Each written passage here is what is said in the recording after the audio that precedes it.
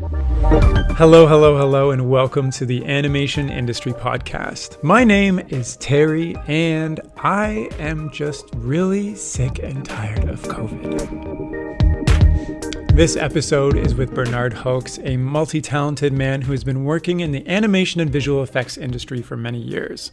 He's worked with several big-name companies such as Pixar, where he was the character technical director, Oculus, where he was a character supervisor, and more recently, Facebook as a creative director.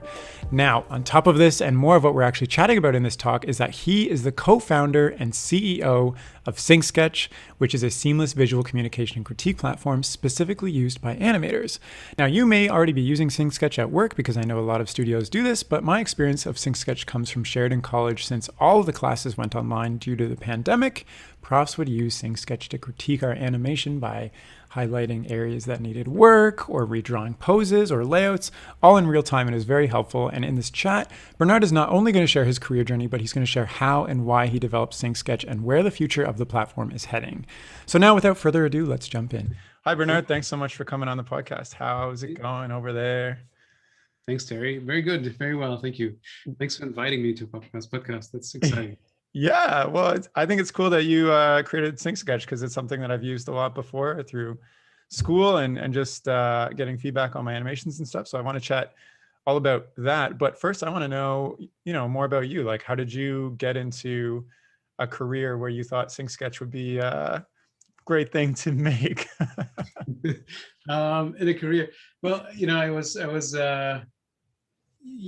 trying to, become an animator. Really, that was my dream as a kid. And initially, it was just the old Disney animation, and then I was into drawing comic books, and so I was drawing all day long. And one of the things that drove me to animation was also seeing like the first Pixar stuff. I went to a comic book convention in Munich at the time, and they, everybody had comic books, but one person had these old VHS television on their screen on their desk, and the one VHS that was playing in a loop was Knick Knack from Pixar. And so that was, mind-blowing to me. Like, what is happening here? This is not real. So this is pre-Toy Story Pixar, like. Yeah, this was 89. So this was so they weren't a household name yet, and you just kind of randomly saw them at this convention. Yeah, I didn't know who they were. Like, I just basically have never seen anything like it before, and I don't think many people have, because it was like this screen sort of was like a magnet for the crowds. Like, everybody watched this and saw, like, what is this?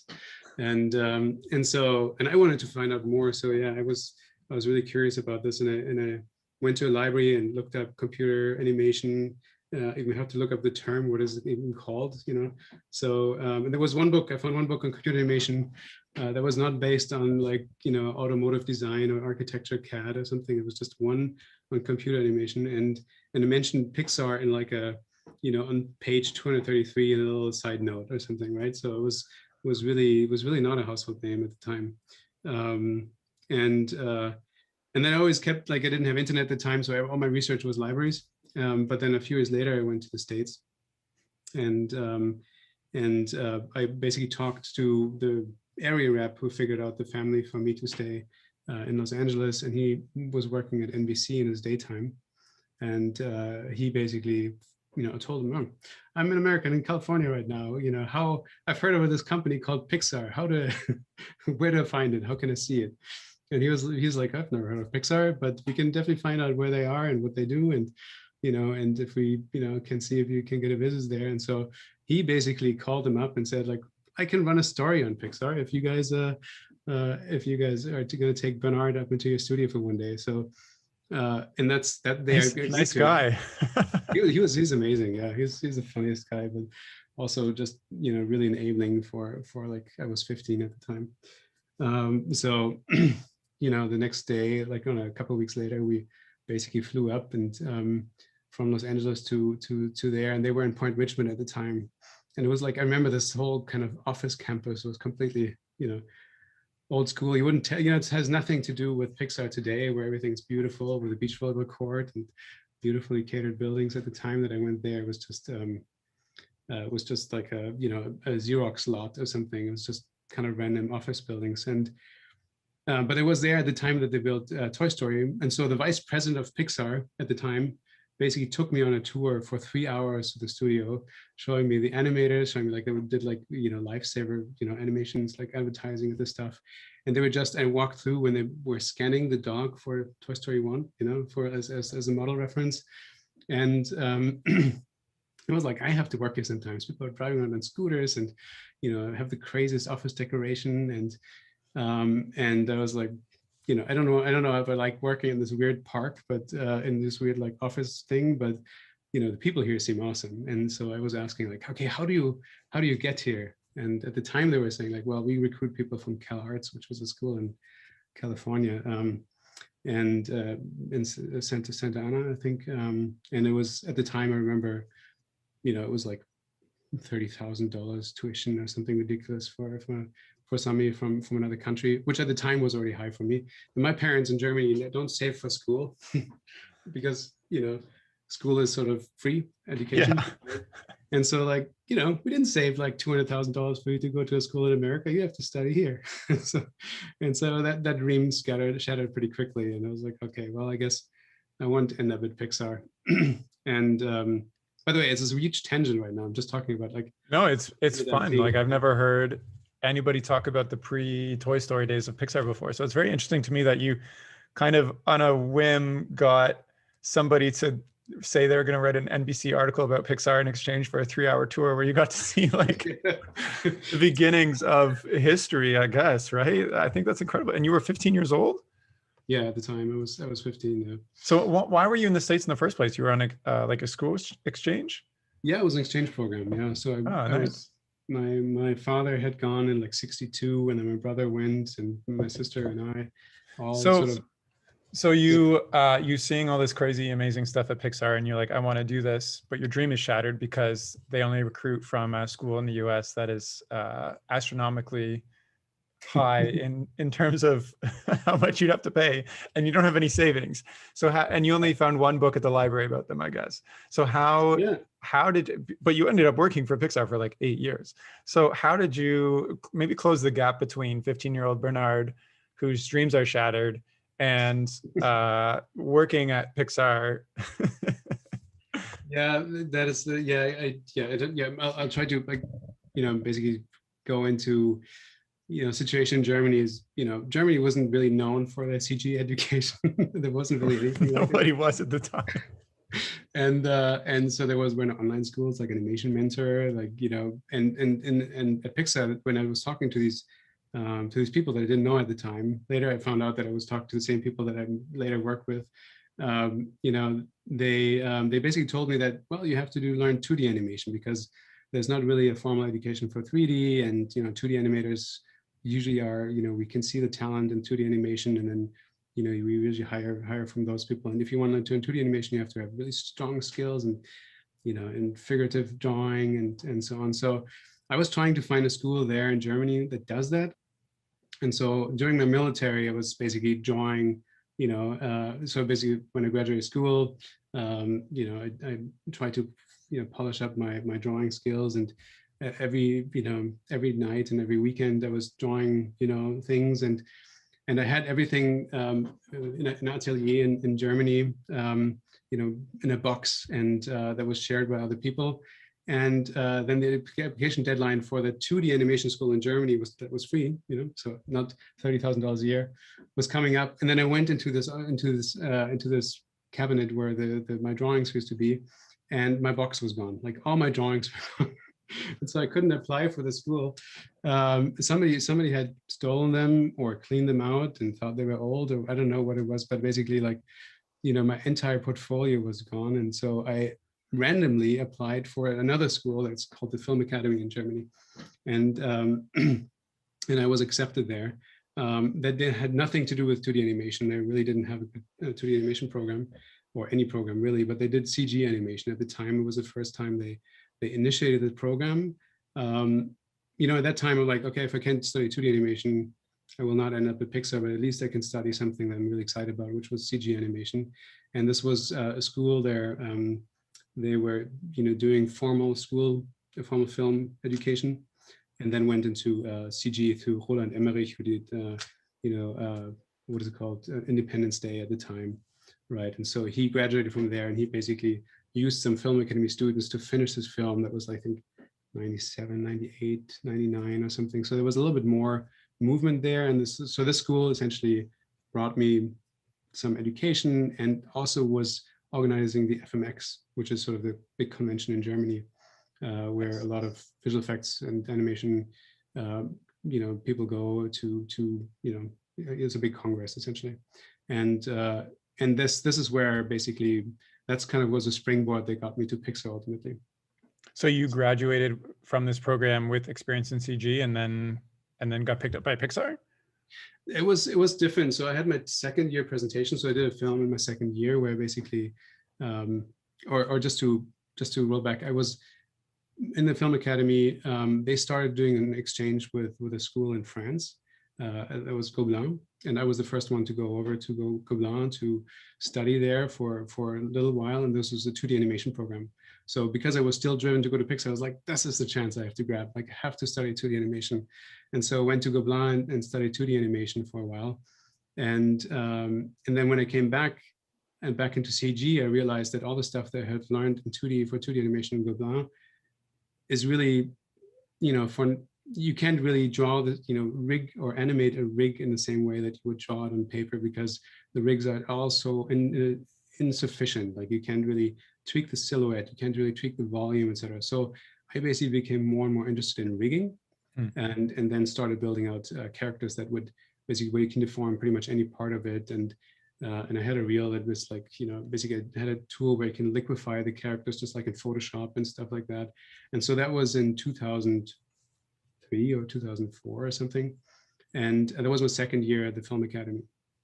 And in that year in the FMX, Kevin Geiger, who was the soup tech of Rapunzel at the time with Glenn Keane, came to see sort of the work that students were doing, and he saw the stuff that I was doing with my rigs, and he basically said, like, would you like to work for us? It was like, wait a second, this is not happening right now.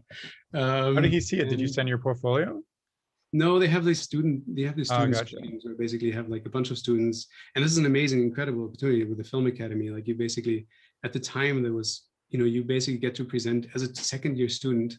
So I guess these people get invited to the to the FMX, right? They get to present, and they get their flight paid and their hotel paid.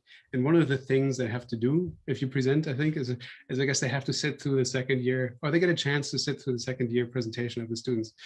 And and I did that. Was one of the students who could show, and so I was like sitting in front of people that were soup techs at Weta, and soup techs at Sony, and soup techs at at Disney, and DreamWorks, and so on. And so it's kind of an incredible opportunity. I don't think you ever like would be able to sit in the same room showing your work in front of these people otherwise.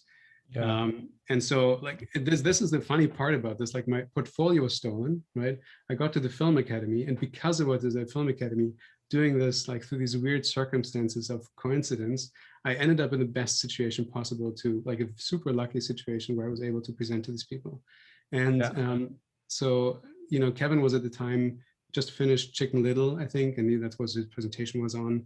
And so for the first time there, they also explored how to do 2D animation more, like pushing their 3D animation style more towards 2D animation, like mechanics, etc. So he was super interested in the talk that I did with deformation stuff. And so he talked to me after the show and says, like, pulled me aside, and was like, can you imagine working for Disney? And I was like, this is like, this is not, I must be waking up any moment, because I always wished for that. But now that he's saying that, I'm like scared to death that that's actually like something that could happen, because I'm not sure if I could fill these boots.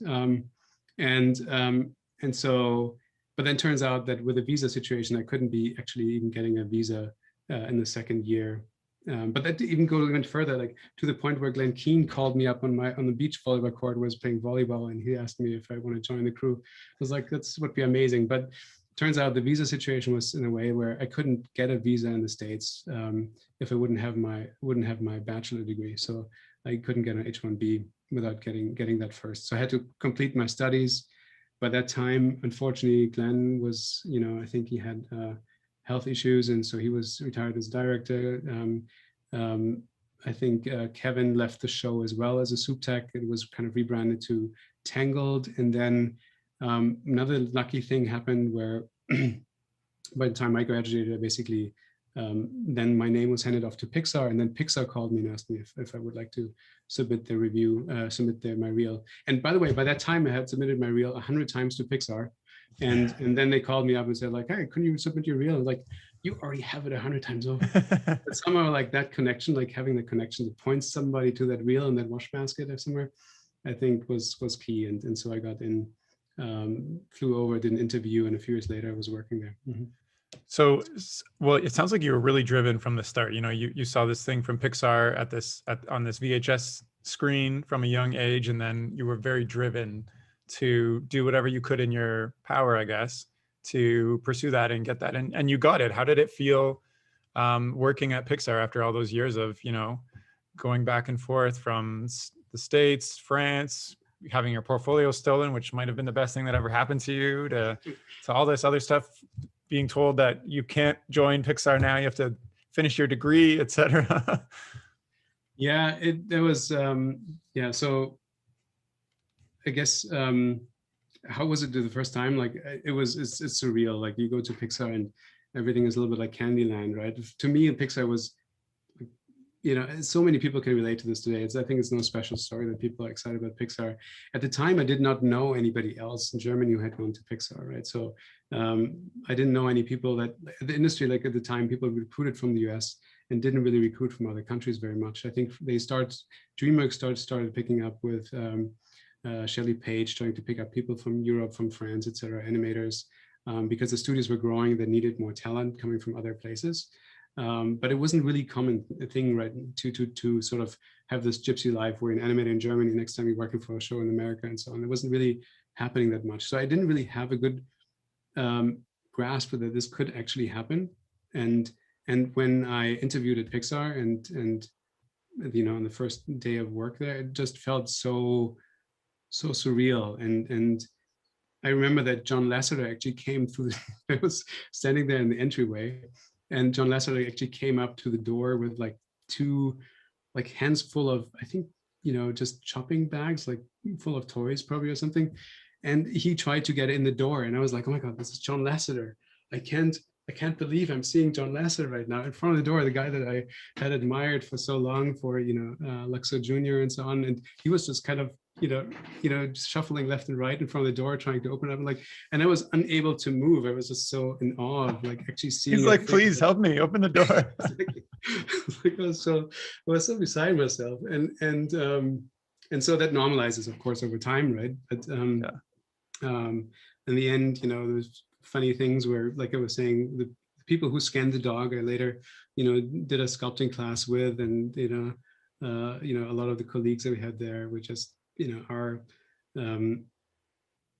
are just have been in the industry for such a long time, and you know, oh, you were the one who built Gary, you know, for Gary's, you know, Gary's game, and you built, you know, Remy, and I mean, it's just or Woody, and it's just incredible to be able to work alongside these people for a while, and you feel like an imposter for a very long time. yeah, I can imagine. Yeah. So I want to talk about SyncSketch, but maybe leading up to SyncSketch, maybe you can just kind of share career highlights and what made you decide that you needed to create SyncSketch in the first place. Yeah, sure. So sorry for like, this was a long detour on like my career. Oh, it's fine.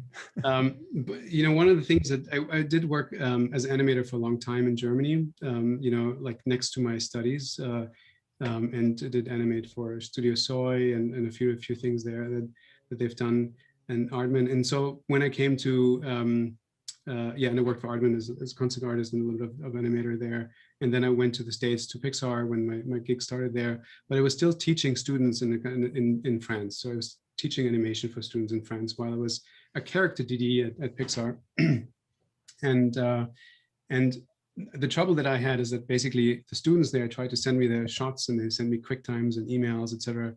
And then I tried to, you know, open them up and have a desktop screen share session with Skype. But Skype at the time, this was like 2011, 2012 or something. And the sessions were just so, you would see like every third second, there would not be a way to draw over stuff. Like just, this was before Zoom and everything. Like Zoom would have made that a world easier. But at the time, that was what was really, really difficult to exchange feedback. So I brought it into After Effects and shared my screen of After Effects where I did drawovers and drew, frame step forward and frame step back. And when they say like, oh, if you go back to like that pose, like what should I do there? And I'm like, which pose, this pose, that pose? And they didn't have any control.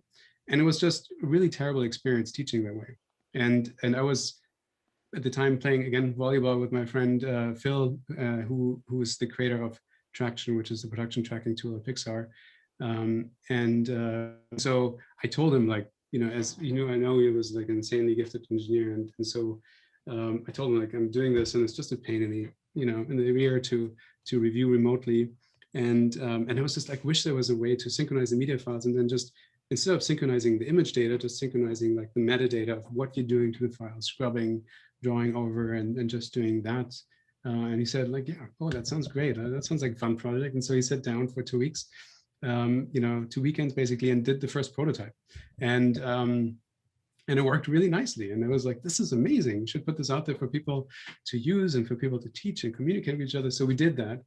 And for the first 3 years or something, we basically had this platform running where just drag and drop a file onto a page and it automatically turns into a sync sketch, and people can sketch, synchronized away and review. And so, but then we looked at our server costs, and all of a sudden it became really expensive because every school was starting to use it and studios started to use it. And so we basically decided, so it was just a free to use tool at first. Did you market it all, or people were just finding it because they were?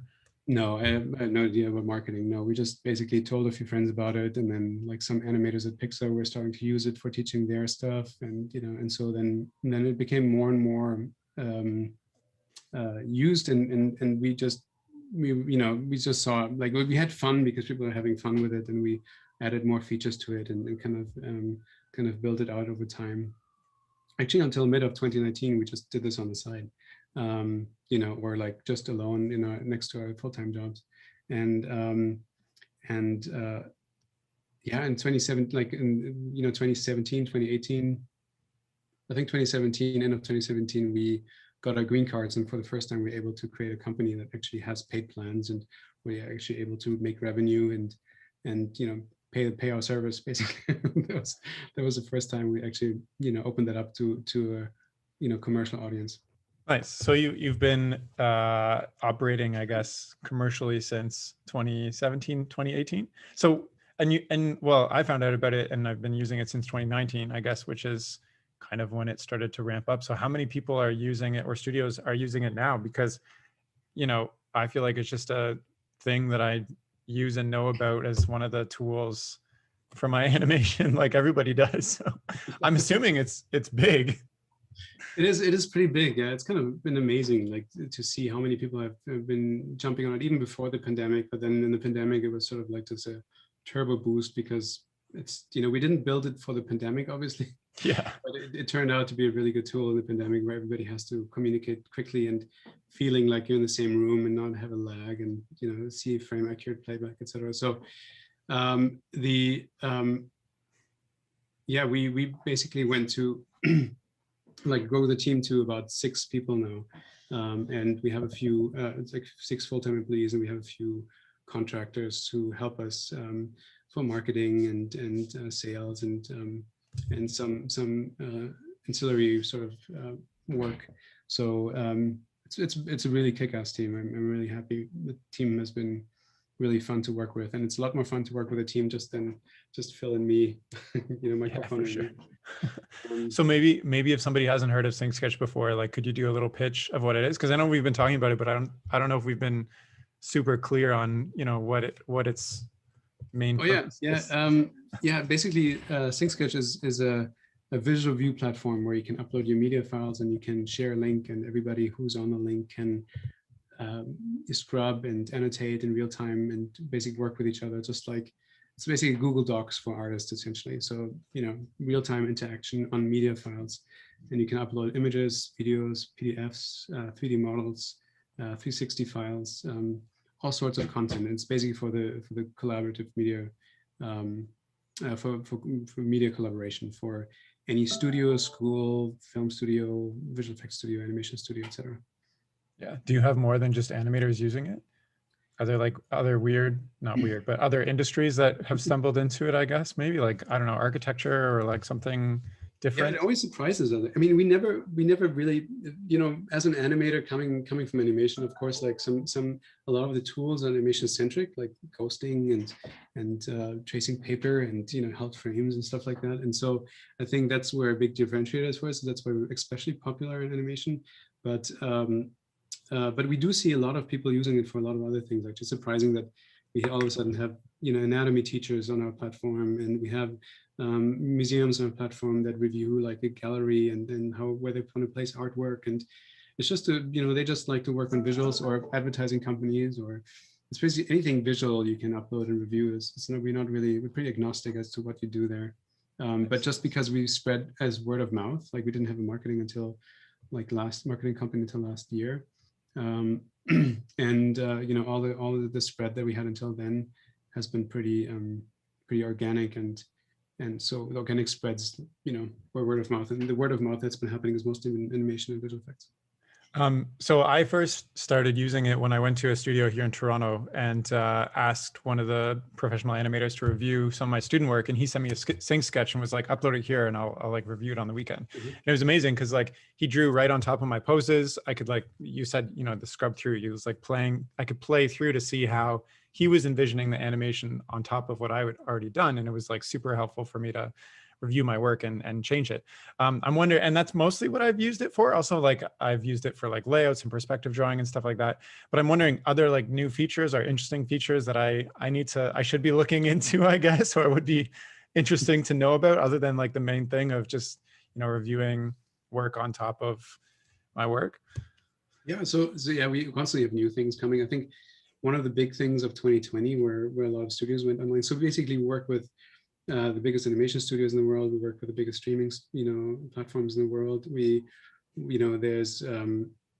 There's a lot of security around those studios that and even biggest game companies and game engines that are using our platform to review internal content, etc. So there's a lot of kind of conditions around those companies.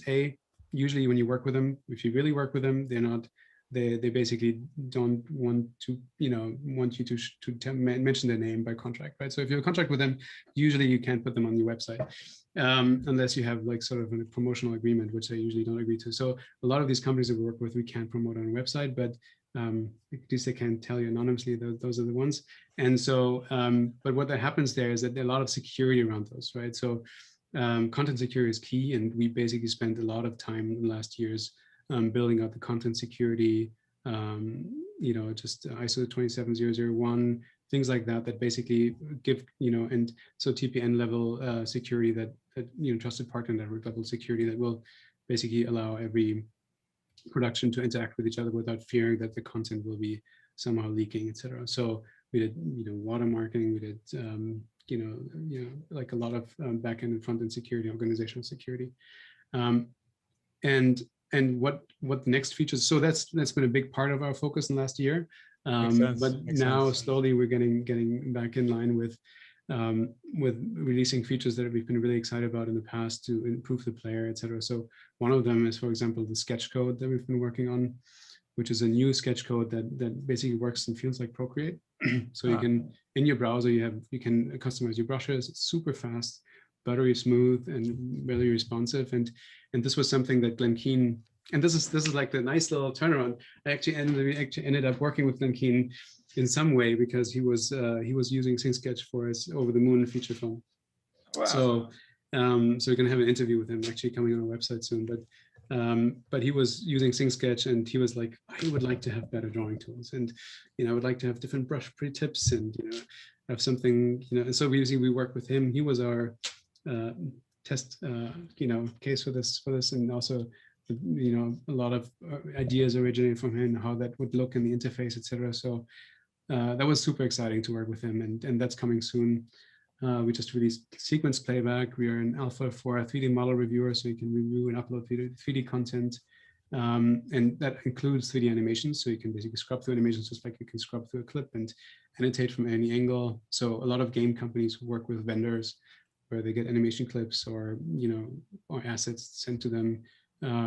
You have to traditionally render out 4 different angles of that animation or mocap clip, and instead now you just upload your FBX and you can review it right on the spot. It's been making a lot of lives easier for people in that industry. And there's a lot more that we can talk about. We have a screen grabber coming that you can use to, capture your screen or record a video and so on. So we have a lot of new tools that will come to really, complete the ecosystem of artist to artist reviews and studio to studio reviews. That's really cool. And what you're telling me is eventually you'll just create an animation program within SyncSketch. So you don't have to use like Toon Boom or Maya or anything. It'll just be SyncSketch, I guess. Well, it's getting more and more powerful. So I don't know if it's ever going to be an animation tool. I don't think we can compete with anything like Harmony. I mean, fair. Yeah. No, but I think that what we want to do is, people work in so many different tools, and it's just a shattered, like, you work in Substance and ZBrush and Maya and Blender and Unreal and Unity and, and Harmony and like all, Nuke, whatever. So you have all these different platforms, and if they would all implement their own annotation tools, then no one knows exactly where to go to find their notes and where to annotate and what to do. So what we want to do is basically become sort of the central hub of annotation, and we want to tie into all these different tools, right? So and then we would ultimately be able to annotate in these tools, but things feed back to SyncSketch. And one of the things that what you mentioning is like becoming an animation tool. Like, we don't try to become an animation tool, but we try to shortcut your time. So instead of basically, if you would do, for example, a lighting review on SyncSketch, currently one way of doing a lighting review is you can red circle things, and that's kind of the common way of marking up things. You can do a color picker on SyncSketch. But then once you get into like, hey, add a rim light here and, try to retouch this, etc. You can do a lot with just basic brushes, right? And communicate a node with basic brushes, but you need to have those brushes at your fingertips. And you can download the image into Photoshop and do it there, or Procreate and do it there and bring it back into SyncSketch. But that's just more steps. And we want to be able to have people, allow them to basically annotate right in the app and get as much mileage out of the app as possible. That makes sense. I was going to ask you what your overall vision for SyncSketch is, like project 10 years from now when SyncSketch is a, I don't know, household name, huge company, just like Pixar.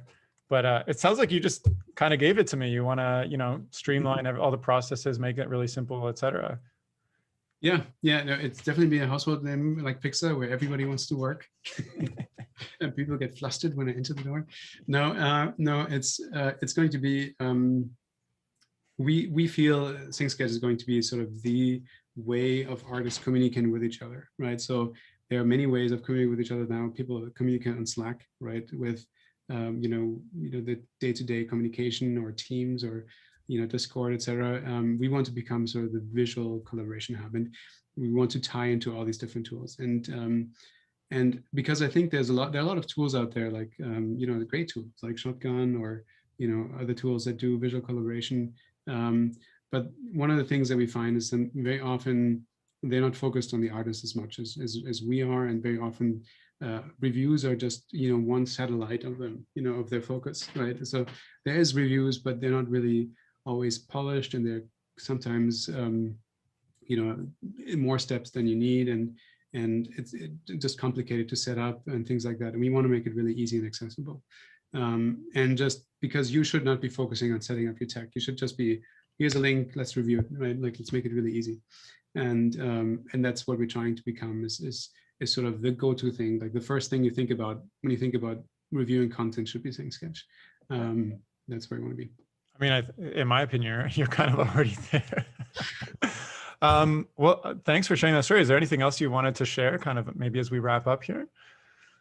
No, I'm excited to be on this chat. This is my first time doing like a podcast. Oh, no way. Well, welcome to your first time doing a podcast. I'm glad I could be the first. Yeah, thank you for spending the time, and I'm always happy to answer more questions of yours or anybody listening.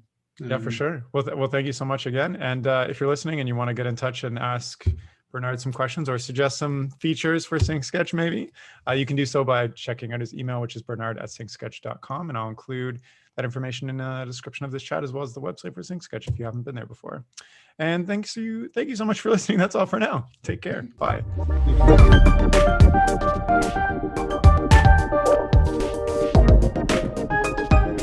The music for this podcast was composed by Will Farmer and the graphics by Daniel Abensauer. I encourage you to look them up if you enjoyed their work.